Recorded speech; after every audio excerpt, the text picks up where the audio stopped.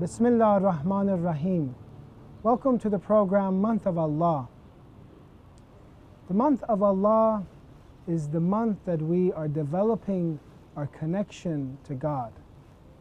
In this month, when we enjoy the different du'as that we read, the different salats that we do, the different prayers that we do, when we read the Holy Quran, we have a enjoyment that we didn't have during the other months. Now, this connection to God, we were talking about how it gives us life. It gives us the true essence of human life. According to Aristotelian logic, humans were defined as haywanun natiqun, animals that could speak, animals that would think, and their speech comes from their ability to think.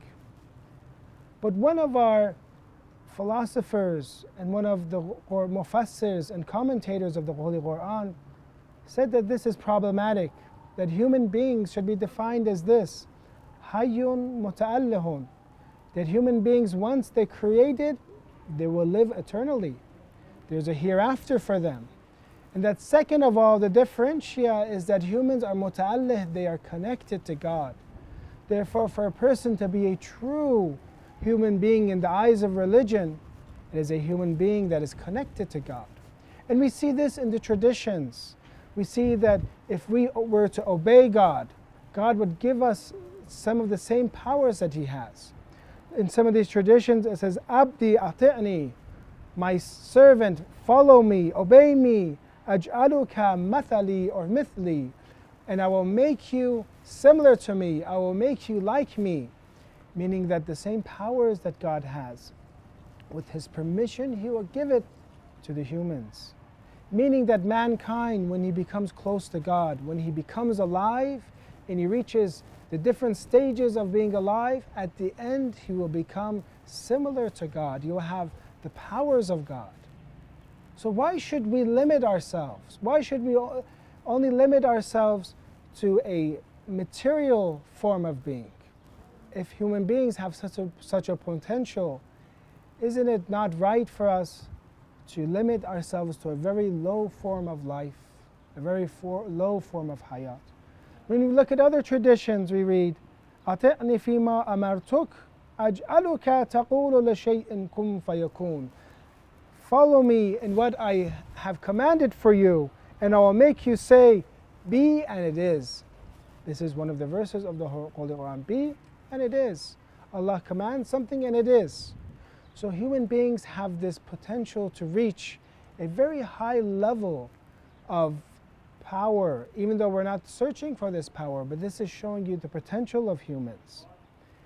Another thing that when you think of life and this connection, it brings for us absolute joy. How many of us complain that we are not enjoying ourselves? We're not having, a good life in this world. We've seen many of the prophets, many of the scholars, that when they have connected to God, once they have true life, no matter what troubles and tribulations life might bring them, they are still very happy people. Why? Because they have the greatest form of enjoyment. They say once we reach this form of enjoyment, which is liddat, which is this connection to God, which is this enjoyment, they cannot compare this to anything. For example, in the traditions we say from Imam Ali alayhi salam, إِنَّ أَطْيَبَ شَيْءٍ فِي الْجَنَّةِ وَأَلَذَّهُ حُبُّ اللَّهِ. What is the most beloved thing in heaven? What is the greatest joy in the hereafter? The narration from Imam Ali alayhi salam says, loving God and what? وَحُبَّ فِي اللَّهِ. وَالْحُبَّ فِي اللَّهِ, meaning that loving in the way of God, loving those that God loves, loving Prophet Muhammad sallallahu alaihi wasallam, loving his family.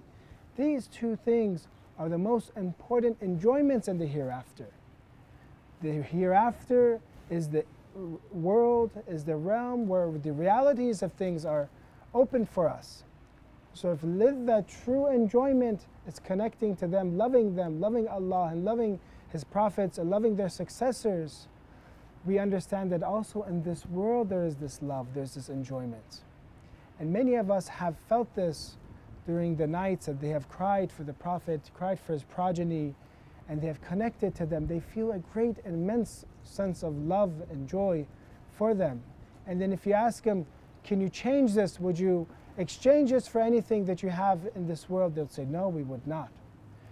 So for us, inshallah, in the remaining days and nights of the month of Ramadan, we want to enjoy life, and we understand that this is the critical part and the definition of human beings. And then this is the way for us to truly enjoy our life and for us to overcome all the calamities and tribulations and problems that we might face. وصلى الله على سيدنا محمد وأهل بيته الطيبين الطاهرين.